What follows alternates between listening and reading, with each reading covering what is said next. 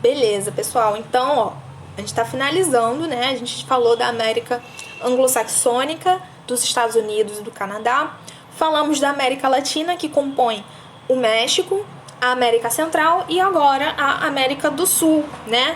Lembrando que a América do Sul, né, essa parte mais a sul, né, ela tem um corte da linha do Equador e todo o território abaixo da linha do Equador da América pertence à América do Sul, tá? Então, esses aqui são os países pertencentes da América do Sul e a gente viu, né, que o Brasil, pela questão territorial, né, ele tem um grande destaque, né, um grande protagonismo nesse território da América do Sul, tá?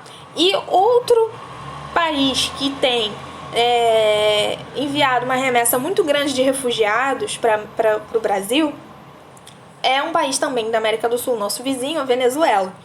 E aí a gente vai falar da Venezuela um pouquinho, porque também é um tema muito em alta da América Latina, de problemas da América Latina, tá? E para vocês entenderem mais ou menos como chegamos a essa crise atual, eu queria que vocês dessem uma olhadinha aqui, ó, na questão da Revolução Bolivariana, tá?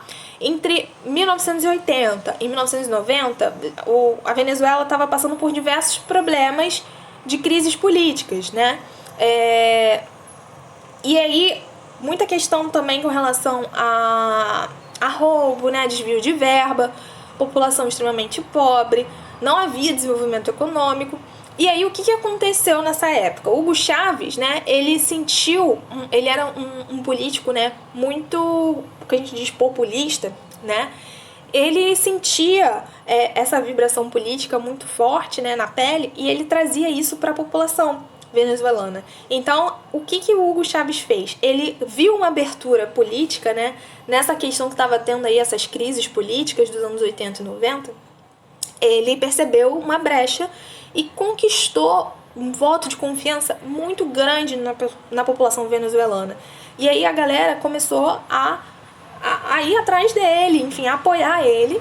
E Hugo Chávez, então, se torna um grande protagonista político na Revolução Bolivariana.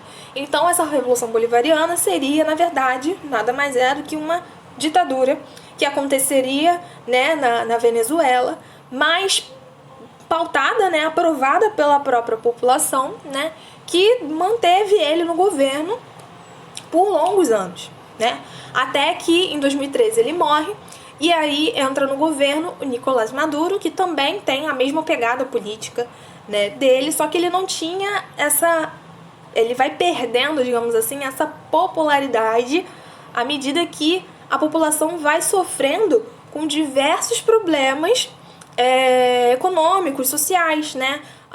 Enfim, tem várias crises econômicas e sociais acontecendo na Venezuela e o Nicolás Maduro, que vai tentar se reeleger em 2018, né? E grande parte da população, né, grupos, né, comunidades políticas da própria Venezuela e do mundo acreditam que tenha sido uma farsa, porque ele ganha essa eleição, sendo que a maior parte da população aparenta não gostar, enfim, não ser conivente com as tomadas políticas, né, as decisões políticas, né, da ditadura que ele também dava continuidade e implementava, né, dessa Revolução Bolivariana.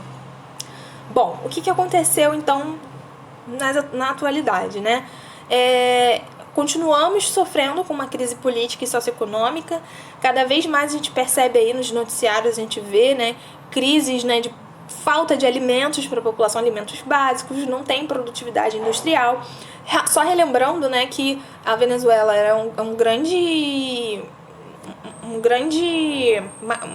peça, digamos assim, global, quando a gente está falando de produção de petróleo, tá?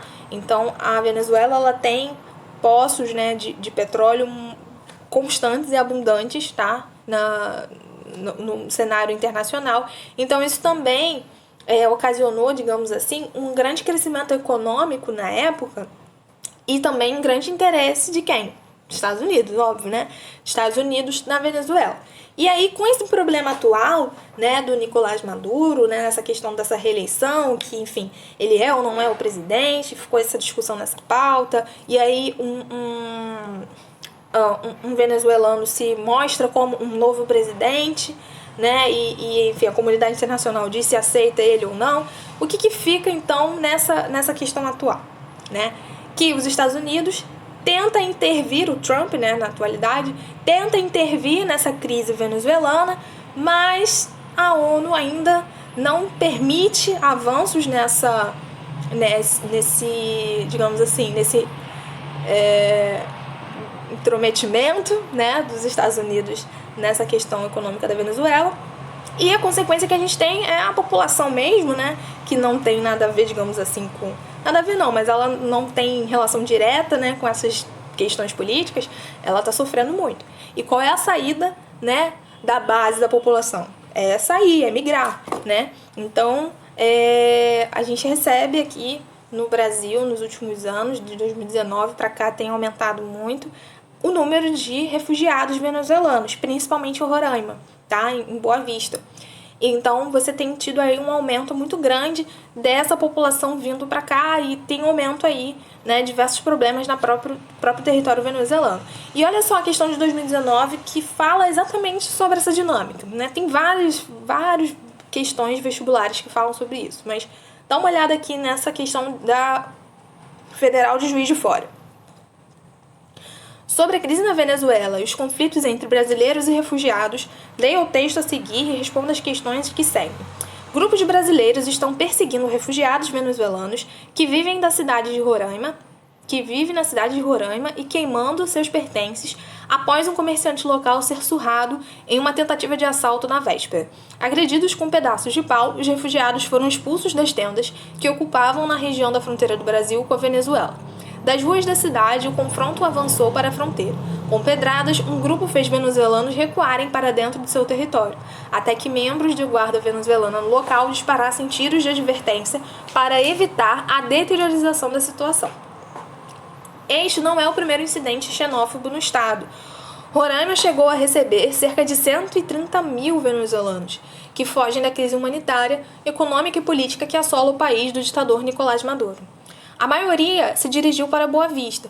Mais da metade dessas pessoas, porém, já teriam deixado o país, segundo o governo federal.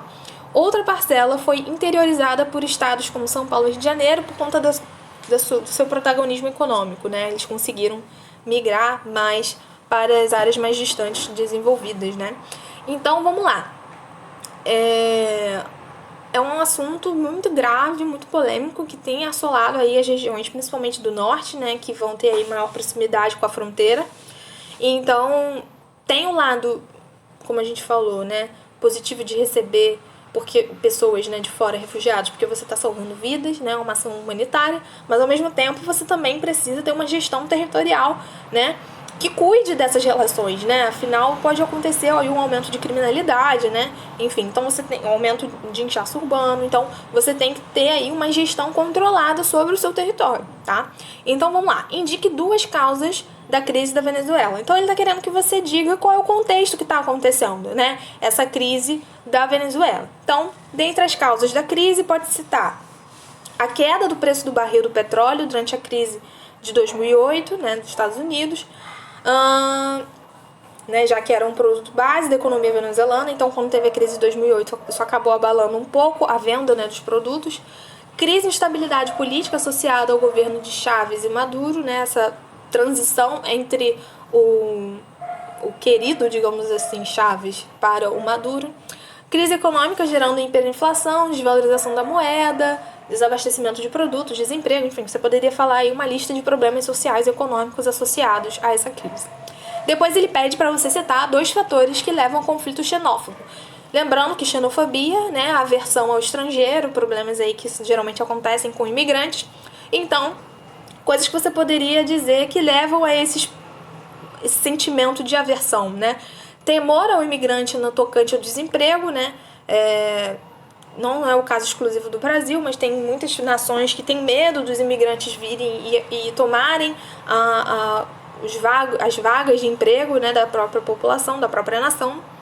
Políticas assistenciais do Estado, né, isso, como a gente falou aqui, tem que ter um assistencialismo básico, né, para receber essas pessoas, então tem que ter uma gestão para isso.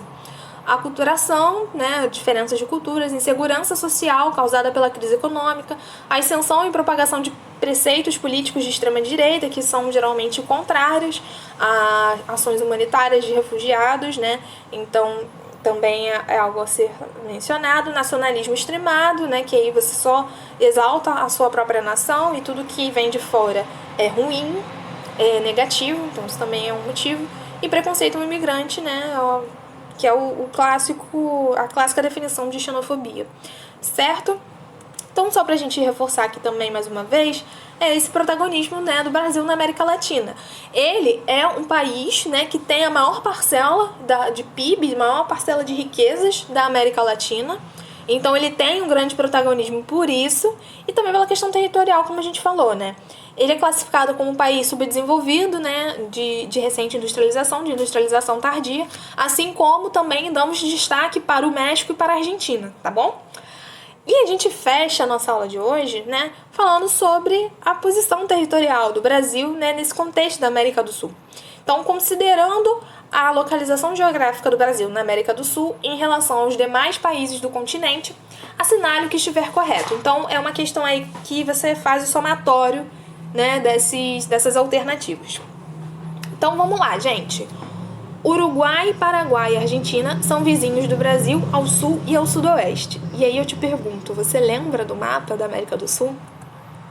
Pois bem, gente, isso aqui, ó, é pra vida, tá? Tem gente que erra isso aí até os dias de hoje. Então, preste atenção nesse mapinha aí, ó. Sim, né? Como é que é? Uruguai... Hoje eu tô até perdida. Uruguai lá embaixo, ó, olha lá pro sul do Brasil, tá vendo? De vermelhinho. Uruguai, Paraguai e Argentina, né? Essa sequência aí, essa tríplice, né? São vizinhos, né? A sul e a sudoeste, né? Do Brasil. Entre o noroeste, a gente tem Venezuela, de vermelhinho, e Colômbia, de azul, tá? Beleza, certinho. Entre os países vizinhos ao oeste, aparecem a Colômbia e a Venezuela. A leste, o Peru. Gente, leste só tem oceano, tá? Então, negativo. Chile e Equador são países que não fazem fronteira com o Brasil. Perfeito, gente. Chile e Equador são os únicos países da América do Sul que não fazem fronteira com o Brasil, tá? Olha ele lá no cantinho. O Equador lá, entre Colômbia e Peru. E o Chile aqui, toda a sua costa ali do Pacífico, né? Beirando as Cordilheiras dos Andes. Beleza? Então essa também tá errada. E 8. O Brasil é o único país da América do Sul banhado pelo Oceano Atlântico. Os demais... tô em cima.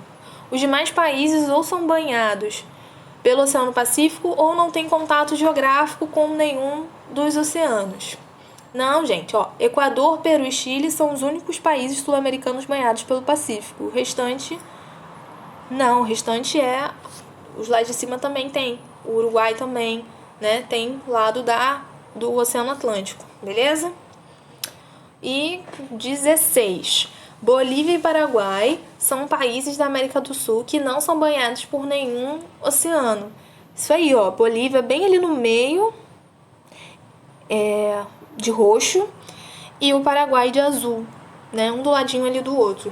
São os únicos países que não são banhados por nenhum oceano. O resto, todos os outros têm acesso aí ao mar, direto ao mar. Beleza, gente? Questãozinha aí só para você conhecer o território da América do Sul. Por quê, gente? As provas, assim, geralmente, os vestibulares, eles não vão cobrar de vocês que vocês saibam especificamente todos os territórios da América Central, da América do Norte, da Europa. É lógico que você precisa ter uma referência geral de alguns principais países, principais territórios, né? Mas da América do Sul, provavelmente você precisa saber sim, porque você está falando das suas fronteiras do seu país, né? E a gente percebe aí o tamanho do Brasil, né? Então a gente acaba tendo que saber todos os países da América do Sul, tá certo? Então por isso que é importante a gente saber. Pessoal, espero que tenha ajudado a vocês nessa nossa aula de América, de Geografia Regional do Mundo, tá? Ela é bem extensa, cansativa.